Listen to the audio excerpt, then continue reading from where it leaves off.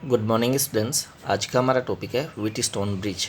तो देखिए, सबसे पहले हम बात करते हैं व्हीटस्टोन ब्रिज होता क्या है। तो व्हीटस्टोन ब्रिज जो है वो 4 रस्टेंसेज का एक ऐसा अरेंजमेंट है जिसकी हेल्प से हम इन 4 में से किसी एक अननोन रस्टेंस का वैल्यू रिमेनिंग 3 रस्टेंस की फॉर्म में प्राप्त करते हैं। इस ब्रिज के लिए हम एक फॉर्मूला डेराइव करेंगे जिसे हम balancing condition of the bridge बोलेंगे। तो उस फॉर्मूले की हेल्प से हम अननोन रेजिस्टेंस एस का value remaining 3 known resistances P Q and R की फॉर्म में कैलकुलेट करेंगे। देखिए, मैं फॉर्मूला दिखाता हूँ आपको, इसको अभी हम डेरिवेशन से प्राप्त भी करेंगे। इन चारों रेजिस्टेंसेज के बीच में हमें रिलेशन मिलेगा P upon Q is equal to R upon S. S unknown resistance है जिसका वैल्यू हमें व्हीटस्टोन ब्रिज मेथड से कैलकुलेट करना है। तो एस के लिए फॉर्मूला हमें मिलेगा S is equal to Q upon P multiply by R. तो देखिए, ये रेशियो है क्यू एंड पी का।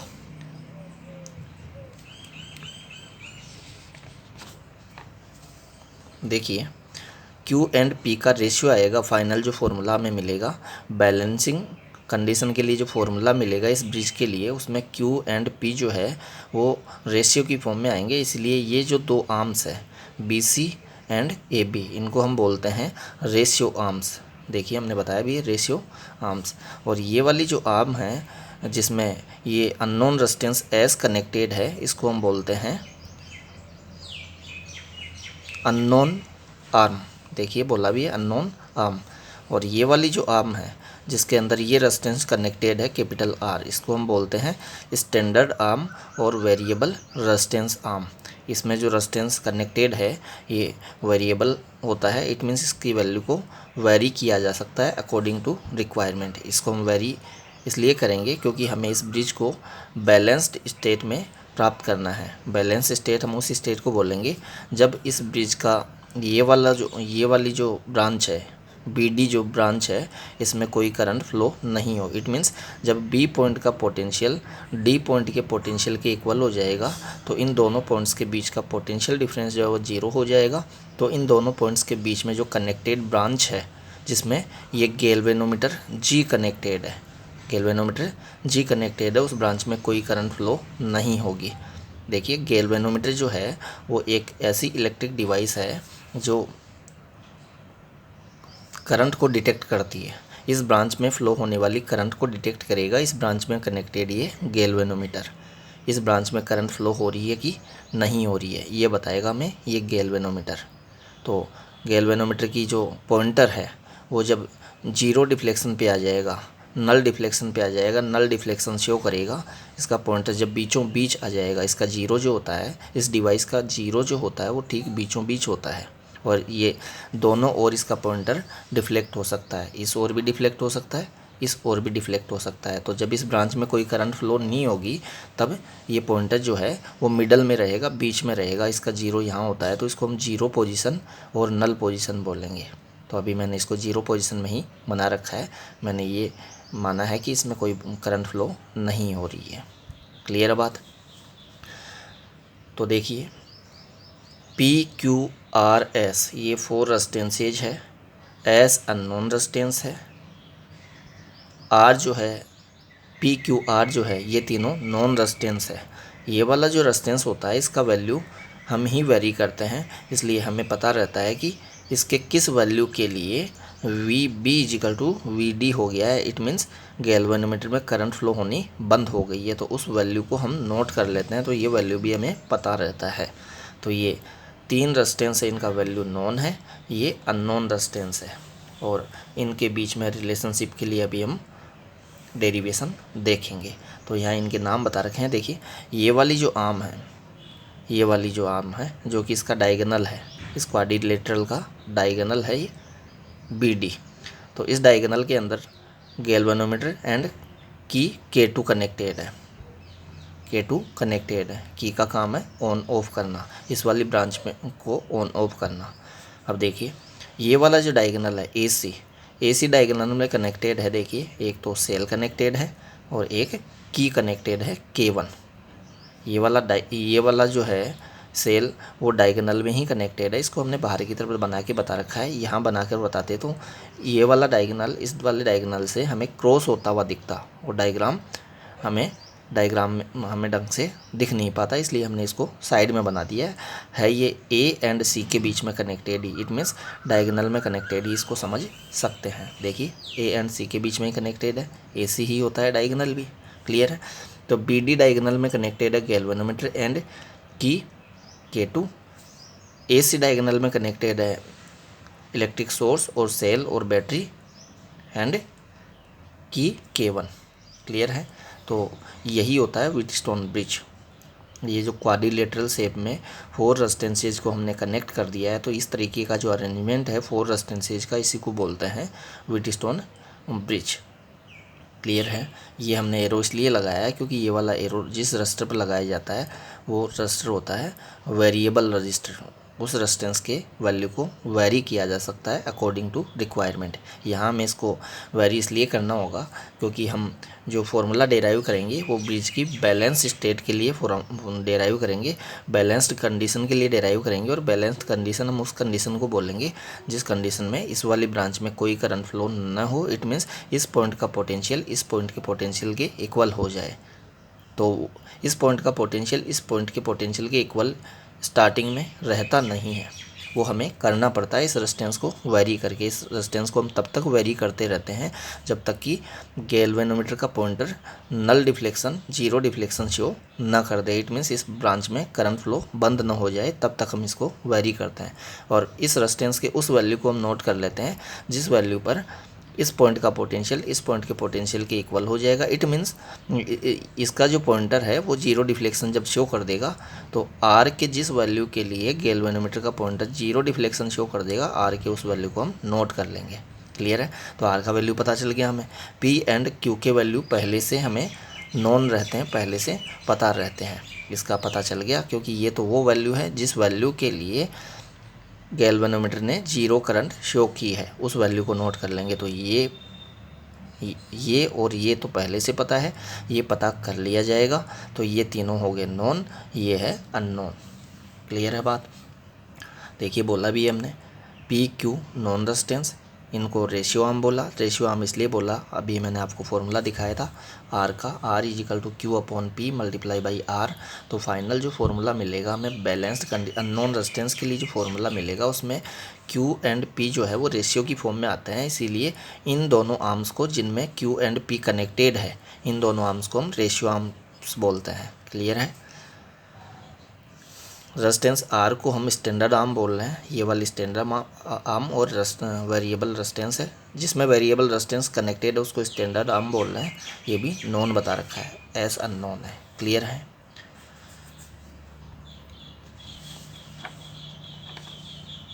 ये वाला जो सर्किट है इसमें अभी मैंने current flow plus positive terminal से करंट आई निकलती हुई ली है।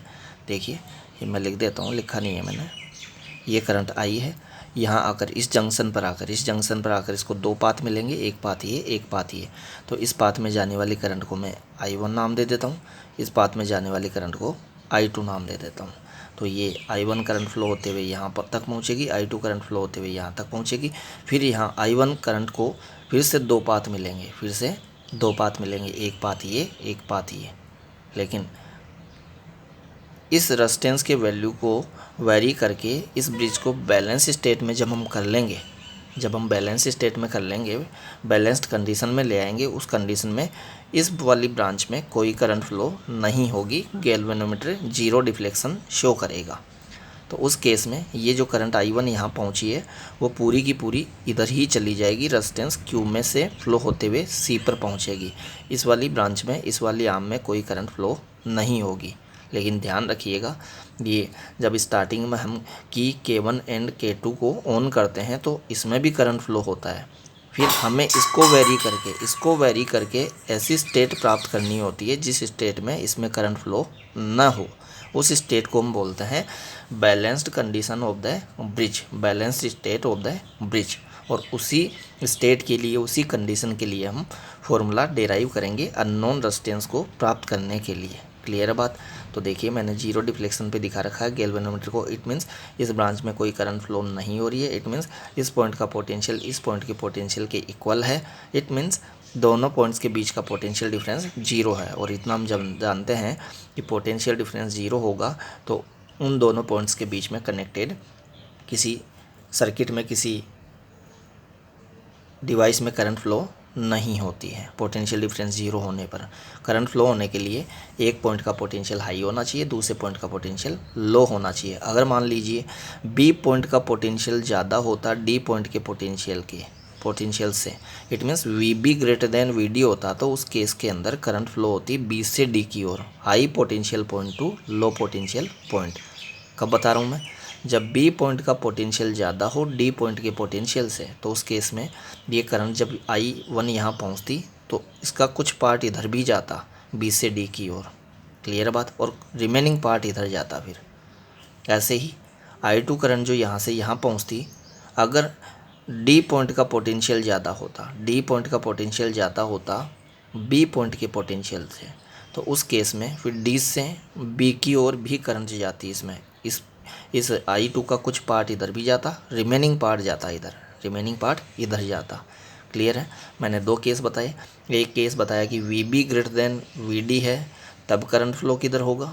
तब करंट फ्लो होगा बी से डी की ओर। उस केस में I1 का कुछ पार्ट इधर भी आएगा और वो I2 के साथ ऐड होकर फिर इस आर्म में जाने वाली करंट बनेगी। क्लियर बात। ये कब की बात बता रहा हूँ? VB ग्रेटर देन VD होने पर। लेकिन अगर VD ग्रेटर देन VB होता, इट मीन्स इस पॉइंट का पोटेंशियल हाई हो इस पॉइंट के पोटेंशियल से, तो उस केस में I2 का कुछ पार्ट इधर भी जाएगा D से B की ओर। इट मीन्स गैल्वेनोमीटर में करंट फ्लो होगी। गैल्वेनोमीटर का जो पॉइंटर है वो जीरो डिफ्लेक्शन शो नहीं करेगा, नल डिफ्लेक्शन शो नहीं करेगा। उसका पॉइंटर कुछ डिफ्लेक्शन हमें दिखाएगा। क्लियर है। तो उस केस में I2 का कुछ पार्ट इधर गया, रिमेनिंग पार्ट इधर जाएगा। तो देखिए I2 का जो कुछ पार्ट इधर आएगा वो यहाँ पर इधर से आती हुई I1 के साथ ऐड होकर फिर इस आर्म में जाने वाली करंट बनेगी। क्लियर है बात। तो मैंने दो केस बताए कि VB ग्रेटर देन VD होने पर करंट फ्लो B से D की ओर होगा गैल्वेनोमीटर में, VD ग्रेटर देन VB होने पर करंट फ्लो D से B की ओर होगा गैल्वेनोमीटर में। और थर्ड केस ये है कि जब इन दोनों पॉइंट्स का पोटेंशियल इक्वल हो, इट मीन्स दोनों पॉइंट्स का पोटेंशियल में न कोई ज़्यादा है न कोई कम है, दोनों इक्वल हो जाए, दोनों पॉइंट्स का पोटेंशियल इक्वल हो जाए। वो इक्वल स्टार्टिंग में नहीं होगा। जब हम K1 एंड K2 को ऑन करेंगे तब या तो VB ग्रेटर देन VD होगा या VD ग्रेटर देन VB होगा। इन दोनों में से कोई एक केस होगा, कोई एक कंडीशन होगी। ये कंडीशन तो हमें अचीव करनी होगी। कौन सी? VB इजिकल टू VD वाले। कैसे अचीव करेंगे? इस वेरिएबल रेजिस्टेंस कैपिटल R को वेरी करके, तब तक वेरी करते जाइए और नज़रें रखिए आप कहाँ पर? इस गैल्वेनोमीटर के पॉइंटर पर। तो जब तक पॉइंटर जीरो पर नहीं आ जाता है तब तक इसको वेरी करते जाइए, और जब पॉइंटर जीरो पर आ जाए तब इसको वेरी करना बंद कर दीजिए। और R के जिस वैल्यू पर पॉइंटर ज़ीरो पर आ गया, इट मीन्स गैल्वेनोमीटर में करंट फ्लो होनी बंद हो गई है, R के उस वैल्यू को आप नोट कर लीजिए। क्लियर है बात। तो VB इजिकल टू VD वाले केस में इसमें कोई करंट फ्लो नहीं होगी। इट मीन्स न तो इधर से B से D की ओर कोई करंट आएगी, न D से B की ओर कोई करंट जाएगी। इसका मीनिंग ये हुआ कि I1 करंट जो है वो यहाँ आकर दो पार्ट्स में फिर डिवाइड नहीं होगी। I1 जो है वो इधर नहीं जाएगी, तो इस I1 पूरी की पूरी Q से फ्लो हो जाएगी, Q से फ्लो होकर C पर पहुँचेगी। इट मीन्स यहाँ भी उस केस में, मैं बैलेंस्ड कंडीशन के लिए बता रहा हूँ, यहाँ भी उस केस में I1 ही होगी। I1 आई यहाँ पर, इधर गई नहीं, तो पूरी की पूरी I1 इसमें से Q में से फ्लो होते हुए C पर पहुँचेगी। ऐसे ही VB इजिकल टू VD होने के केस में I2 जब यहाँ पहुँचेगी तो ये भी इधर नहीं जाएगी, तो ये I2 जो है वो पूरी की पूरी S में से फ्लो होकर C पर पहुँचेगी।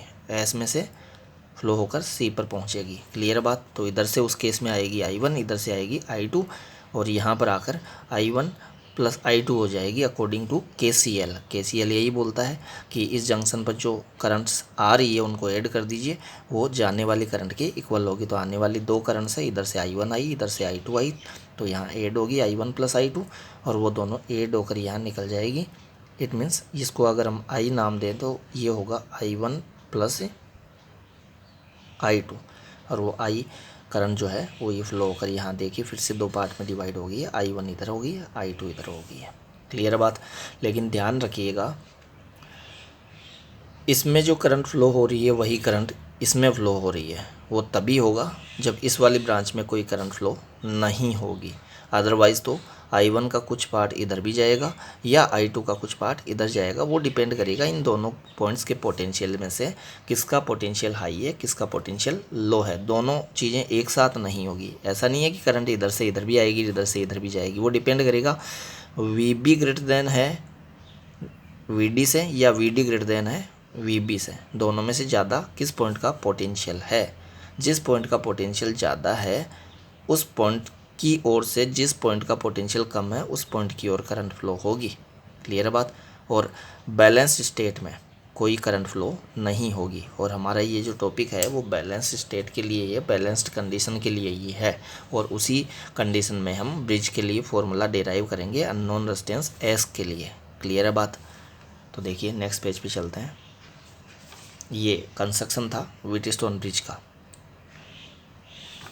कि व्हीटस्टोन ब्रिज किस तरीके से बना होता है। ये सारी बातें होगी, किस किस को हम किस नाम से बोलते हैं वो सारा मैंने यहाँ बता दिया है। इसको व्हीटस्टोन ब्रिज क्यों बोल रहे हैं, क्योंकि ये वाला जो अरेंजमेंट है 4 रेजिस्टेंसेज का, ये वाला अरेंजमेंट सबसे पहले बताया था ब्रिटिश फिजिसिस्ट था CF व्हीटस्टोन, उसने बताया था। तो उसी के रेस्पेक्ट में इसका नाम व्हीटस्टोन रखा गया है, इस ब्रिज का नाम व्हीटस्टोन ब्रिज रखा गया है। क्लियर बात।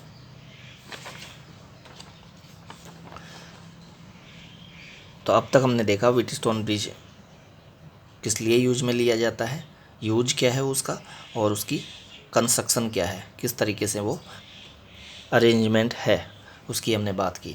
अब देखिए यहाँ बता रखा है principle of Wheatstone bridge and it's balanced condition, जिसकी मैंने यहाँ बात कर ली थी। अभी देखिए सारी बातें मैंने बता दी है।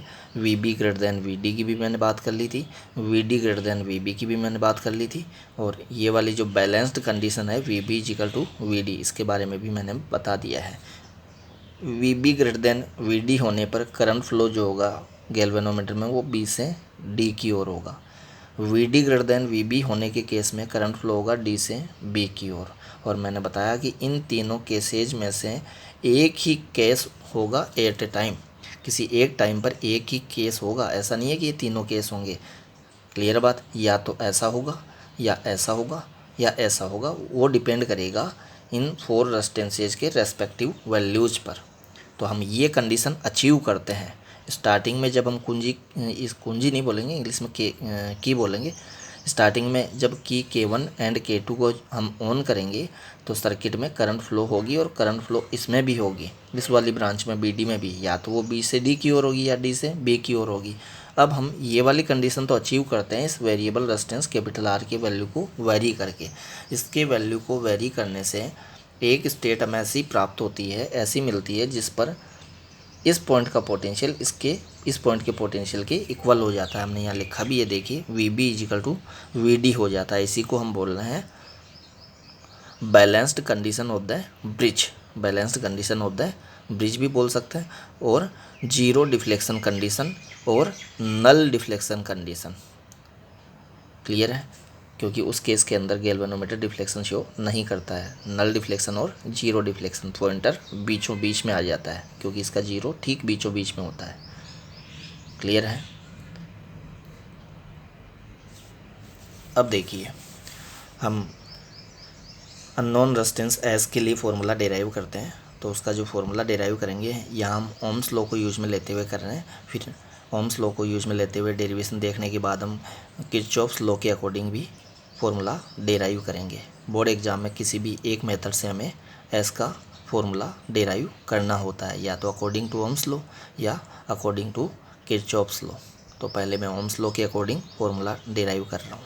देखिए बैलेंस्ड कंडीशन के लिए अभी हमने बताया VB इक्वल टू VD होगा ही, ये हमें अचीव करनी होगी। ये वाली स्टेट शुरू में जब हम सर्किट को ऑन करेंगे तब या तो ऐसा होगा या ऐसा होगा, ये वाला हमें प्राप्त करना होगा इस रेजिस्टेंस को वैरी करके। इस रेजिस्टेंस को आप तब तक वेरी करते जाइए जब तक ये गैल्वेनोमीटर जो है उसका पॉइंटर ठीक बीचों बीच में जीरो डिफ्लेक्शन पर ना आ जाए, जीरो पर ना आ जाए, नल पर ना आ जाए। इट मीन्स इसमें रीडिंग जीरो जब तक नहीं हो जाए तब तक आर को वेरी कीजिए, और आर के जिस वैल्यू पर इसका रीडिंग ज़ीरो हो जाए आर के उस वैल्यू को नोट कर लीजिए। तो मैंने कहा था पी एंड क्यू के वैल्यू तो हमें पहले से पता रहते हैं, हम ये रेजिस्टेंस लेते ही ऐसे हैं जो हमें पहले से जिनके वैल्यू पता हो, और इस रेजिस्टेंस का वैल्यू हम वो नोट करते हैं जिस वैल्यू के लिए गैल्वेनोमीटर की रीडिंग ज़ीरो हो जाती है, ज़ीरो डिफ्लेक्शन शो कर देता है। इट मीन्स बैलेंस्ड स्टेट में आर का वैल्यू नोट किया जाता है। आर के जिस वैल्यू के लिए ब्रिज बैलेंस होगा उस वैल्यू को नोट किया जाएगा। देखिए फॉर्मूला डिराइव करते हैं, हमने लिखा भी है, in balanced condition of the bridge V B is equal to V D. It means potential at point B is equal to potential at point D. दोनों साइड मैंने नेगेटिव साइन लगा दिया है, लगा सकते हैं, इसको भी नेगेटिव कर दिया है, इसको भी नेगेटिव कर दिया है। दोनों साइड्स इक्वेशन की दोनों साइड्स हम एक ही प्रोसेस कर सकते हैं। तो minus V D minus V B minus V D, ऐसा क्यों किया है अभी आपको पता चल जाएगा। फिर मैंने क्या किया है, देखिए वी ए ऐड कर दिया है एल एच एस में भी आर एच एस में भी। देखिए वी ए यहाँ भी है, वी ए यहाँ भी है। इसके बाद में यहाँ से यहाँ आने में हमने क्या किया, नेगेटिव लगा दिया एल एच एस पे भी आर एच एस पे भी। फिर क्या किया है हमने, दोनों साइड्स में वी ए ऐड कर दिया है, वी ए यहाँ भी ऐड कर दिया है, वी ए यहाँ भी ऐड कर दिया है। क्लियर है।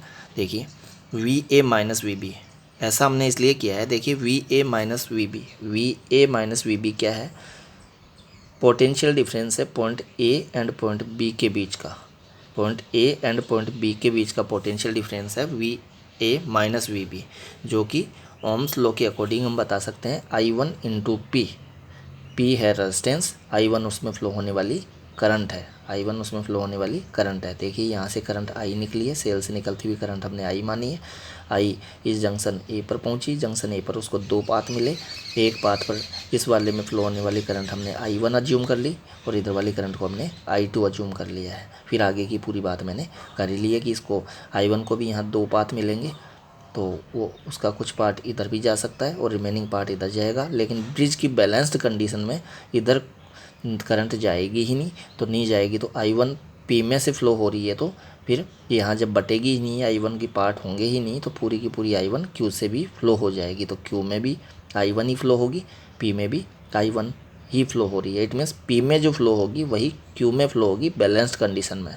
ऐसे ही आई टू आ रही है यहाँ पर डी पर उसको दो पाथ मिले, लेकिन ब्रिज की बैलेंस्ड कंडीशन में इसमें करंट फ्लो नहीं होगी। इट मीन्स आई टू यहाँ बटेगी नहीं, तो जो करंट आर से फ्लो होते हुए यहाँ पहुँची है वह पूरी करंट ही एस से फ्लो होते हुए यहाँ तक पहुँच जाएगी। इट मीन्स इसमें आई टू फ्लो हो रही है तो इसमें भी आई टू फ्लो होते हुए इधर चली जाएगी, क्योंकि यहाँ वो बटेगी नहीं, इधर जाएगी नहीं। कब? बैलेंस्ड कंडीशन में, और हम बैलेंस कंडीशन की ही बात कर रहे हैं। तो ब्रिज की बैलेंस कंडीशन में पी में जो करंट फ्लो होती है वही क्यू में होती है, आर में जो करंट फ्लो होती है वही एस में होती है। क्लियर है बात।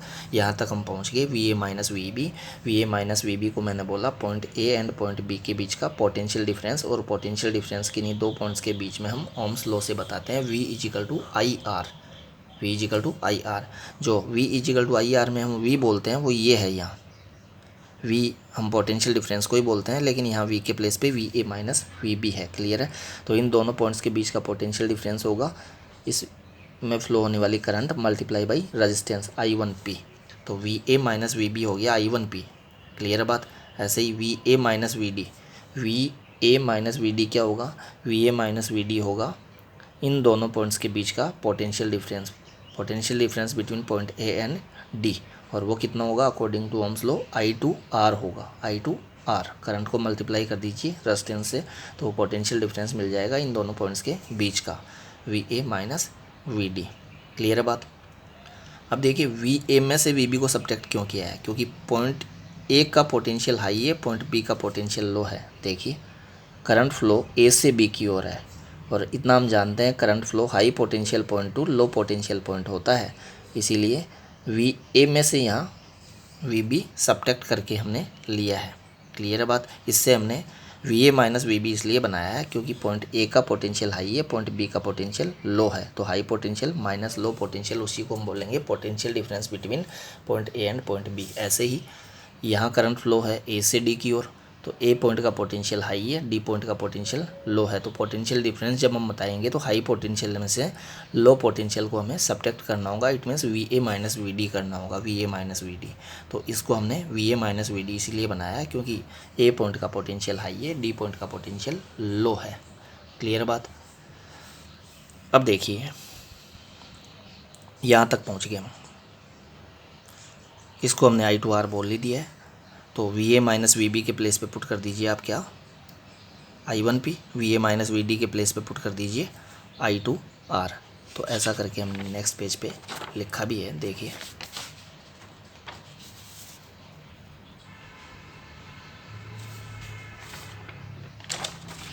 ये है, ये लिख दिया। देखिए I one P is equal to I two R, equation number इसको फर्स्ट नाम दे दिया है हमने, इक्वेशन नंबर फर्स्ट नाम दे दिया है। अब देखिए फिर से हम बैलेंस कंडीशन को लेते हैं, V B is equal to V D. अभी हमने इनके लिए देखिए यहाँ पर इस डायग्राम को देख सकते हैं आप, अभी हमने V A minus V B किया, V A minus V D किया। अब हम करेंगे V B minus V C और यहाँ से करेंगे V D minus V C, V D minus V C. देखिए करंट फ्लो है बी से सी की ओर, तो बी पॉइंट का पोटेंशियल हाई है, डी सी पॉइंट का पोटेंशियल लो है। यहाँ करंट फ्लो है डी से सी की ओर, तो डी पॉइंट का पोटेंशियल हाई है, सी पॉइंट का पोटेंशियल लो है। तो यहाँ तो हम बताएंगे we B minus V C और यहाँ बताएंगे वी डी माइनस वी सी जब पोटेंशियल डिफरेंस की बात करेंगे। तो ऐसा ही हमने किया है। देखिए इसके लिए तो बोला है हमने we B minus V C और इसके लिए बोला है वी डी माइनस वी सी, लेकिन ये हमें कहाँ से मिलेगा, बैलेंस्ड कंडीशन से। देखिए कैसे मिलेगा, ये balanced condition of the bridge लिख दी हमने। फिर हमने क्या किया, इसके आगे हमने minus V C L H S and R H S में कर दिया है, इसमें भी माइनस वी सी कर दिया है और इसमें से भी माइनस वी सी कर दिया है। इट मीन्स वी सी को L H S and R H S दोनों में से सब्ट्रैक्ट कर दिया है, तो हमें ये मिल गया है। क्लियर है बात। अब V B minus V C को हम क्या बोलेंगे, potential difference between point B and C, जो कि कितना होगा I one Q according to Ohm's law. Clear है, तो आई वन क्यू हमने यहाँ बता भी दिया। ऐसे ही V D minus V C, V D minus V C को हम क्या बोलेंगे, potential difference between point D and C, जो कि कितना होगा according to Ohm's law, I two S, I two S. तो देखिए हमने बताया भी आई टू एस। क्लियर है, तो यहाँ वैल्यू पुट कर दीजिए, इसके प्लेस पे आई वन क्यू, इसके प्लेस पे I two S. Equation number second नाम दे दिया है इसको। तो फर्स्ट इक्वेशन हमें ये मिली थी I one P is equal to I two R, second equation हमें मिली है I one Q is equal to I two S. अब इक्वेशन फर्स्ट में इक्वेशन सेकेंड का डिवाइड कर दीजिए। तो डिवाइड करने पर देखिए एल एच एस में एल एच एस का डिवाइड करना है, आर एच एस में आर एच एस का। I one P upon I one Q, I one P upon I one Q is equal to I two R upon I two S, I two R upon I two S. Clear है। अब I one से I one cancel out हो गया, आई to से आई to cancel out हुआ। देखिए cancel out तभी हो रहा है जब जो करंट पी में फ्लो हो रही है वही करंट क्यू में फ्लो हो रही है, तब कैंसिल आउट होगा। जो करंट पी में फ्लो हो रही है आई वन, वही करंट क्यू में फ्लो हो रही है आई वन, तब कैंसिल आउट होगा। ऐसे ही जो करंट आर में फ्लो हो रही है आई टू, वही करंट एस में फ्लो हो रही है आई टू, तब कैंसिल होगा, अदरवाइज नहीं होगा। इट मीन्स बैलेंस्ड कंडीशन में ही ऐसा होगा, बैलेंस्ड कंडीशन में ही जो करंट पी में फ्लो होगी वही क्यू में फ्लो होगी, जो करंट आर में फ्लो होगी वही एस में फ्लो होगी। क्लियर है। तो ये बैलेंस्ड कंडीशन के लिए हमें फॉर्मूला मिलेगा P upon Q is equal to R upon S. तो अननोन रेजिस्टेंस एस था, तो एस का फॉर्मूला में मिलेगा एस इजिकल टू, देखिए एस को इधर ले आइए, इनको इधर ले जाएंगे तो ये उल्टा हो जाएगा, क्यू अपॉन पी हो जाएगा, Q upon P multiply by R. Clear है। अब इसमें पी एंड क्यू पहले से नॉन रेजिस्टेंस ही लेते हैं हम ब्रिज में, और आर जो है वो वेरिएबल रेजिस्टेंस था, तो आर का वैल्यू हम ही ने वेरी करके वो वैल्यू आर का हमने नोट कर लिया है जिस वैल्यू के लिए गैल्वेनोमीटर जीरो करंट शो करता है, आई जी इजिकल टू जीरो होता है। इट मीन्स गैल्वेनोमीटर में फ्लो होने वाली करंट जीरो होती है, गैल्वेनोमीटर का पॉइंटर जीरो डिफ्लेक्शन शो करता है। क्लियर है। तो आर का वैल्यू भी हमें पता चल जाएगा। तो पी क्यू आर इनके वैल्यू हम यहाँ पुट करके अननोन रेजिस्टेंस एस का वैल्यू प्राप्त कर सकते हैं। क्लियर है। तो ये चार रेजिस्टेंसेस का एक क्वाड्रिलेटरल अरेंजमेंट है जिसकी हेल्प से हम एक अननोन रेजिस्टेंस का value remaining three non resistances की फॉर्म में प्राप्त कर सकते हैं। क्लियर बात। Knowing the ratio of resistance Q and P, देखिए क्यू एंड पी का रेशियो हमें पता चल जाए एंड द रेजिस्टेंस आर ये पता चल जाए तो हमें अननोन रेजिस्टेंस एस पता चल जाएगा। क्लियर बात। तो ये मैंने ओम्स लॉ के अकॉर्डिंग, ओम्स लॉ को यूज में लेते हुए व्हीटस्टोन ब्रिज की बैलेंस्ड कंडीशन के लिए फॉर्मूला डेराइव किया है अननोन रेजिस्टेंस एस के लिए remaining three non resistances P Q R की फॉर्म में। क्लियर है। इस वीडियो लेक्चर में इतना ही हो पाएगा। नेक्स्ट वीडियो लेक्चर में हम बात करेंगे balancing condition of Wheatstone bridge using Kirchhoff's law. Kirchhoff के 2 लॉ बताए थे हमने, KCL KVL, Kirchhoff's current law, Kirchhoff's voltage law. तो उन दोनों लॉज की हेल्प से हम यही फॉर्मूला डेराइव करेंगे फिर से। तो 2 मेथड है हमारे पास ये फॉर्मूला निकालने के, एक ओम्स लॉ के बेस पे हम निकाल सकते हैं, दूसरा KCL KVL से भी निकाल सकते हैं। तो कैसे KCL KVL से निकालेंगे ये तो हम नेक्स्ट वीडियो लेक्चर में बात करेंगे। अभी इसके बारे में मैं थोड़ा और बता देता हूँ। ये वाला जो है इसमें देखिए ये फॉर्मूला में कैसे याद रखना है। देखिए फॉर्मूला क्या है, P/Q = R/S मिला है। P/Q = R/S। डायग्राम से देखिए P/Q = R/S। इसको आप ऐसे भी बोल सकते हैं P/R = Q/S। देखिए R को इधर ले आइए, Q को उधर ले जाइए तो क्या बन जाएगा, P/R = Q/S। P/R = Q/S हो जाएगा। क्लियर है। इसको हम ऐसे भी बोल सकते हैं Q/P = S/R। रेसिप्रोकल कर दीजिए LHS एंड RHS का। तो देखिए Q/P = S/R, Q/P = S/R। ऐसे भी बोल सकते हैं R/P = S/Q, R/P = S/Q।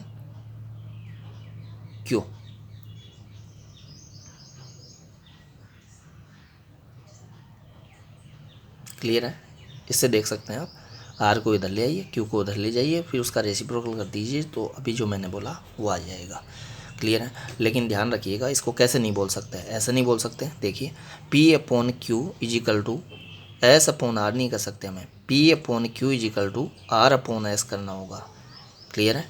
S/R नहीं बोल सकते, ऐसे ही P/R = Q/S बोलना होगा, S/Q नहीं बोल सकते। इट मीन्स न्यूमरेटर में हमने P ले लिया है, P/Q बोल दिया, इधर न्यूमरेटर में P ले लिया है तो फिर न्यूमरेटर में इधर R ही लेना पड़ेगा, P के नीचे वाला ही लेना पड़ेगा। क्लियर है बात। तो P/Q = R/S बोल लीजिए, लेकिन S/R नहीं बोल सकते। ऐसे ही P/R = Q/S बोल सकते हैं, लेकिन S/Q नहीं बोल सकते।